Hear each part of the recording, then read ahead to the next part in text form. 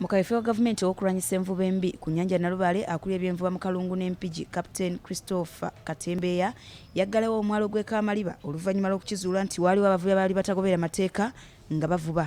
Kyokka oluvannyuma lw'ebbanga omwalo guno nga gugaddwa kyaddaaki gugguddwawo ng'enteekateeka eno etandise na kufeffetta bitimba ebikozesebwa mu nvuba embi.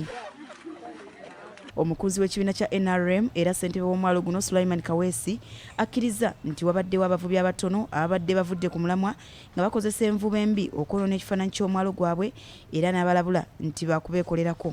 Era twekozeemu omulimu mu ddembe ne tuwaayo ebitimba ng'abantu bakakiddwa era ne babitwala olwaleero.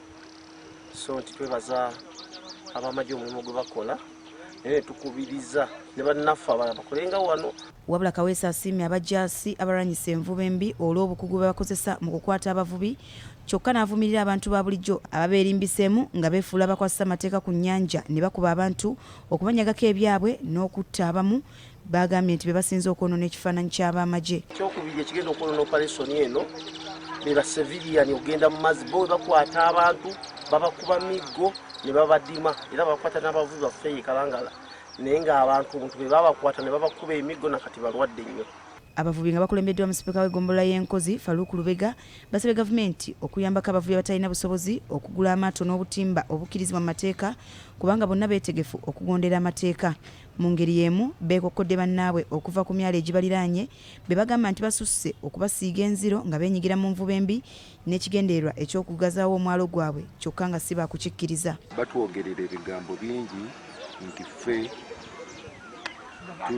tuvubisa envuba embi ate nga nabo bennyini ate nga be bamoyi.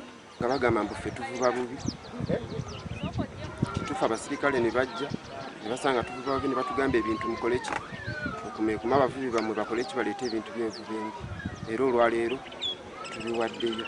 Akulira ebyenvuba embi mu kitundu kino Captain Katembeya bw'abadde aggulawo omwalo guno alabudde abavubi abakozesa ebitimba ebikwata ebyennyanja ebito ne basalawo okwesuula mu nnyanja nga balabye abajaasi okukikomya kubanga ekigendererwa kyabwe kukwasa mateeka wabula si kumalawo bulamu bw'abantu. N'asaba abavubi okukolera awamu balope buli eyeerimbika mu kulwanyisa envuba embi nga tali mu mateeka. Era gwe tukwata tetumutta, gwe tukwata tumutwala mu kooti, kooti n'esalawo ng'amateeka bwe galagira. Tafa agenda n'asaavinga ekibonerezo kye n'adda. Bino ebijjidde nga bavuye ku myalo egy'enjawulo amagye agalwanyisa envuba embi bagawanda lulusu olw'emirimu gyabwe okwonooneka n'okutulugunyizibwa wadde nga waliwo n'abasiimye olw'enkyukakyuka gye batadde ku nnyanja. Farida Nakayiza ne Irene Mirembe, BBS Telefayina, Agesika.